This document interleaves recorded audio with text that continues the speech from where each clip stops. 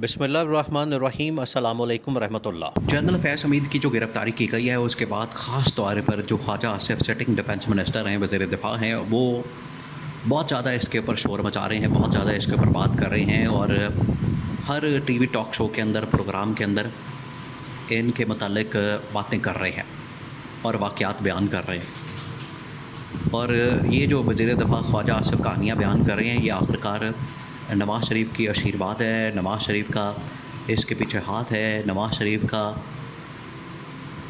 Green signal है, जिसकी वजह से ख्वाजा आसिफ कहानियों पर कहानियाँ बयान कर रहे हैं और इसके अंदर ये बरीक वारदात डाली जा रही है। अब वो जो बरीक वारदात डाली जा रही है वो बड़ी अहम है, वो समझने से ताल्लुक़ रखती है कि ये बरीक वारदात क्यों डाल रहे हैं और इसका मकसद क्या है।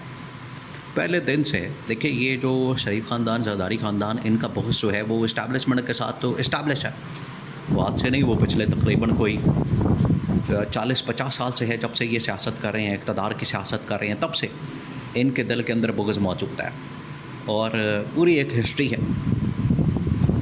अब इनका बुग़्ज़ निकला था उस वक्त नवाज़ शरीफ का भी जो रिसेंटली निकला पिछली इस्टेब्लिशमेंट के ऊपर, वो थे जनरल बाजवा और जनरल फैज़ हमीद। इनके ऊपर ये टारगेट किया गया, निशाना बनाया गया। नवाज़ शरीफ ने गुजरांवाला के जलसे में जब पाकिस्तान से ये भाग के NRO ले लिया, NRO भी इन्होंने किससे लिया, जनरल बाजवा, जनरल फैज़ से।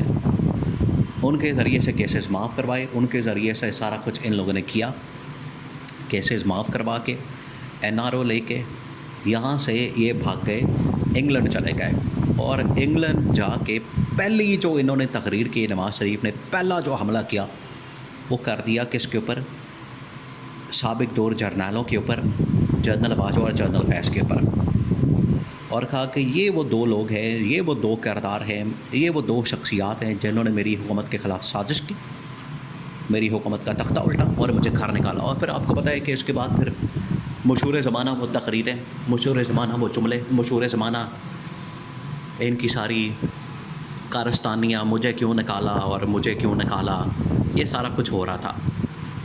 तो नवाज़ शरीफ ने कहा ये इसके पीछे जनरल फैज़ और जनरल बाजवा थे, ये थी इंतकाम की आग। और आपको पता है मुशर्रफ के ख़िलाफ़ भी इनकी इंतकाम की आग थी, उसको ठंडा किया उनके ख़िलाफ़ जब इन्होंने आर्टिकल 6 की कार्रवाई शुरू की। अब आ जाएँ इस पर, ये जो दो अहम तरीन शख्सियात जनरल बाजवा, जनरल फैज़, इनके ख़िलाफ़ अब प्रोपेगेंडा कैसे किया जा रहा है और मौजूदा आर्मी चीफ़ की जो कंधे हैं उनको इस्तेमाल किया जा रहा है। आर्मी चीफ़ के कंधों पर रख कर बंदूक चलाने की कोशिश हो रही है। ये बरीक वारदात है कि बुग़्ज़ की कहानी, बैकग्राउंड मैंने आपको बता दी। अब ख्वाजा आसिफ मसलसल ये बात कर रहे हैं कि जिन दिनों में army chief general Asim Munir की तैनाती की जा रही थी, तो उस वक्त जनरल फैज़ खुद आर्मी चीफ़ बनना चाह रहे थे और जनरल बाजवा अपना कोई नाम लेकर फिर रहे थे। दो चीज़ें थी, जनरल बाजवा के मतलब दो चीज़ें कर रहे हैं और जनरल फैज़ के मतलब एक बात कर रहे हैं। अब पूरे वाक़े को रिपोर्ट कर रहे हैं, बाकायदा ख्वाजा आसिफ रिकॉर्ड के ऊपर ला रहे हैं कि जनरल बाजवा ये कह रहे थे कि या तो मुझे एक्सटेंशन दे दें आप, या फिर आप ऐसा करें कि मेरा ये बंदा है, मेरा ये नाम है, इसको आप आर्मी चीफ़ लगाते हैं। वो जनरल आसिम नहीं थे। तो जनरल फैज़ के मतलब कहते हैं कि ये ख़ुद आर्मी चीफ़ लगना चाहते थे और उसके लिए बड़ी लॉबिंग कर रहे थे, भाग दौड़ कर रहे थे। तो ये सारा कुछ इस वजह से किया जा रहा है ताकि ये बताया जा सके, ये कहानी बिल्ड की जा सके कि जनरल आसिम साहब, मौजूदा आर्मी चीफ़ जो है, सिपह सलार जो है, आर्मी चीफ़ साहब, सिपह सलार साहब, आपकी तैनाती को रोकने के लिए जनरल बाजवा और जनरल फैज़ हमीद दोनों साजिशें कर रहे थे। तो आप पकड़ें इनको। पहले शख्स को तो पकड़ दिया, जनरल फैज़ को। अब इनकी तोपों का रुख देखिए, ये किस कदर एहसान फरामोशी करते हैं। ये एहसान फरामोशी की बदतरीन मिसाल है। जो इमरान खान कहता है कि आप इनके ऊपर एहसान करेंगे तो ये फिर आपके साथ जो सलूक करेंगे। और वैसे भी इस बारे में हज़रत अली का कौल है कि जिसके ऊपर आप एहसान करें उसके शर से बचें। तो ये शर इनका निकला है बाहर कि जब ये पूरा शरीफ ख़ानदान अंदर था इमरान खान के दौर में, इमरान खान की हुकूमत में, इनके बकौल इमरान खान ने हमें जेल में डाला था। इमरान खान हमें इंतकामी कार्रवाई का निशाना बना रहा था, शरीफ ख़ानदान को पूरा, जो नवाज़ शरीफ, शहबाज शरीफ, मरियम नवाज़, हमज़ा शहबाज, सलमान शहबाज और ख्वाजा साद रफ़ी, ख्वाजा आसिफ, राना सनाउल्लाह, शाहिद खका नवासी, मिफ्ता इस्माइल और पूरी एक लंबी लिस्ट है।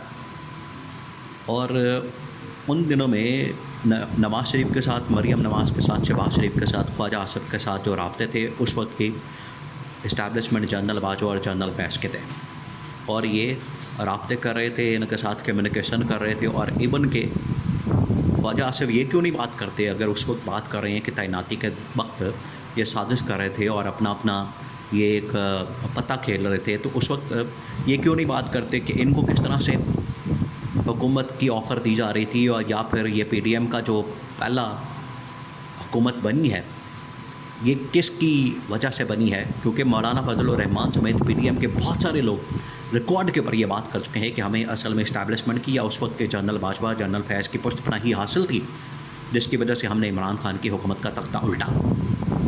वो तो बातें नहीं करते, क्योंकि उसके अंदर ये ख़ुद भी रगड़े जाएंगे, उसके अंदर ये ख़ुद भी फंस जाएंगे, इनके गिरद में शिकंजा कसा जाएगा। लेकिन वहाँ पर अपना मकसद हासिल करने के लिए ये सिर्फ जनरल आसिम के गिरद घूम रहे हैं, उसकी तैनाती के गिरद, ताकि जनरल आसिम के कंधे पर रख कर ये बंदूक चलाई जाए और दोनों लोगों का शिकार किया जा सके। ये बारीक वारदात डाल रहे हैं इस वक्त शरीफ ख़ानदान वाले। वो ख्वाजा आसिफ को फ्रंट फुट पर किया हुआ है। इधर से मलिक अहमद ख़ान जो स्पीकर पंजाब असम्बली है वो कहता है कि नहीं नहीं ऐसी तो कोई बात नहीं, वो जनरल बाजवा के बड़ा क्लोज़ आदमी है। तो ये सारी गेम हो रही है, ये जो इस वक्त सब कुछ हो रहा है। इमरान खान ने ऐसे नहीं कह दिया था इनके मतलब कि आर्मी चीफ साहब आप चौकन्ने हो जाएं, चौकस हो जाएं, अलर्ट हो जाएं, क्योंकि ये आपके कंधों पर रखकर बंदूक चलाई जा रही है और ये इस्टेब्लिशमेंट को इमरान खान और PTI से लड़वाना चाहते हैं, लड़वा के और अपने सिर्फ इक़्तिदार को तूल देना चाहते हैं, दबाम बख्शना चाहते हैं, ये इनका मकसद। इस वजह से ये सारी बारीक वारदात और सारी कहानियाँ और ये सारी फिल्में और सारे ये उस वक्त के सारे राज और बातें, ये सब कुछ खोला जा रहा है। लेकिन 2 महीने का वक्त फिर भी इमरान खान अपनी बात के ऊपर कायम है, और ये बात भी हकीकत है, सच है कि जैसे ही ये चीफ जस्टिस काफ़ी फ़ाइज़ ईसा ने घर जाना है, जस्टिस मंसूर अली शाह ने आना है, उसने जब 8 फरवरी 2024 का इंतखाबात खोलना है तो उसके अंदर ये सारे लपेटे में आ जाने हैं, सब के सब। काजी फ़ाइज़ ईसा को बचाने की कोशिश हो रही है, एक्सटेंशन मिल जाए, लेकिन ये मामला चलने वाला नहीं लगता, और एक्सटेंशन ना मिलने की सूरत में काजी फ़ाइज़ ईसा के जाने की सूरत में हुकूमत भी फारिग हो जानी है।